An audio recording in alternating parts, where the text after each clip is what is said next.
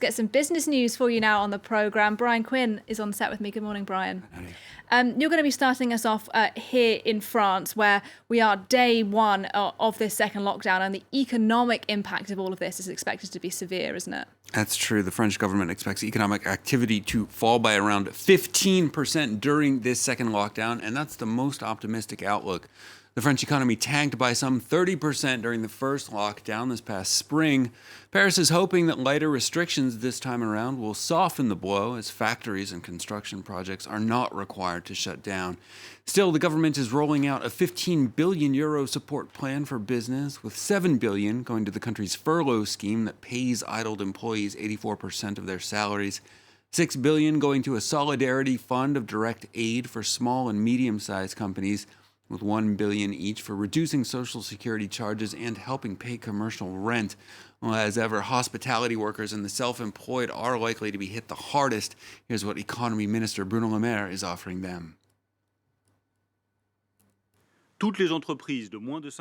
All companies with less than 50 employees that have shut down will be exempt from paying social security contributions. As for tourism and event planning companies, when they lose 50% of their sales revenue, they will too be exempt from paying social security contributions. Deductions for self-employed workers will automatically be put on hold. They have no particular steps to take. And those who have to close shop will also benefit from a total exemption.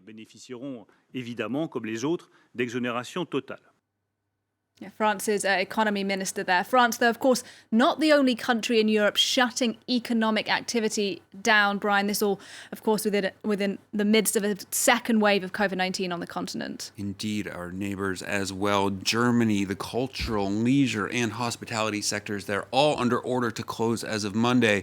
And while the country is expected to announce a strong rebound in third quarter economic activity, that good news is unlikely to last. Hospitality trade groups are warning that up to a third of German hotels and restaurants could go out of business permanently by the end of the year. Like Paris, Berlin has unveiled a raft of targeted aid for the hardest hit companies, with 10 billion euros in furlough pay support and emergency loans for self-employed workers and small businesses during the month of November alone. Here's Economy Minister Peter Altmaier. Es ist für mich ein Gebot der gesamtstaatlichen Solidarität. Ein selbstverständliches Gebot der gesamtstaatlichen Solidarität, dass wir für diese Unternehmen, denen wir die Einschränkungen nicht ersparen konnten, weil es darum geht, gesamtstaatlich und gesamtgesellschaftlich die Zahl der Kontakte zu reduzieren.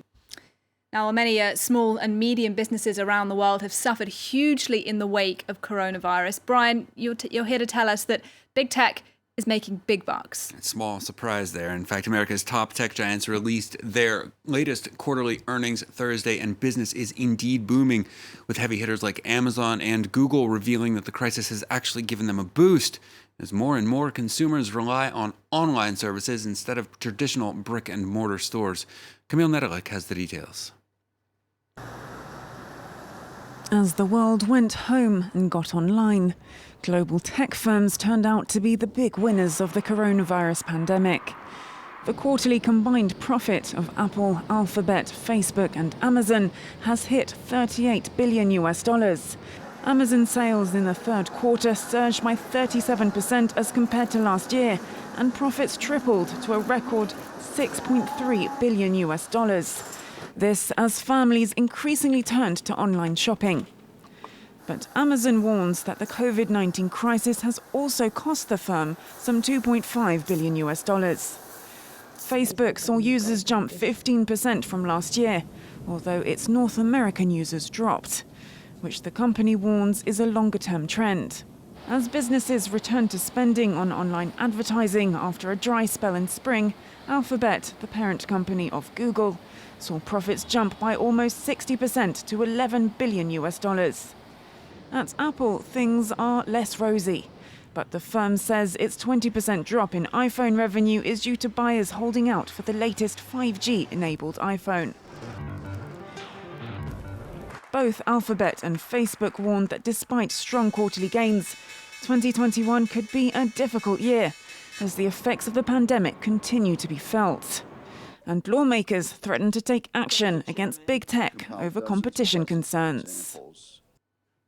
Let's check in on the day's trading action now. Brian, how are the markets shaping up so far today? The European index is opening in the red as investors fret over the fallout from the latest coronavirus lockdowns.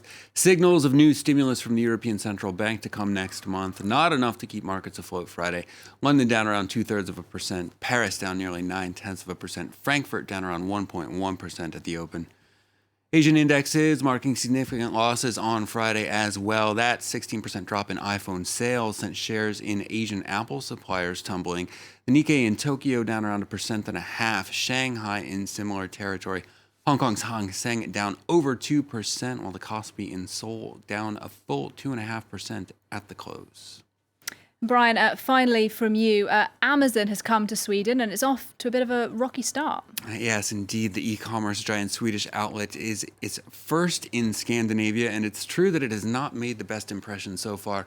First of all, the main site's country selection menu featured the Argentine flag instead of the Swedish one.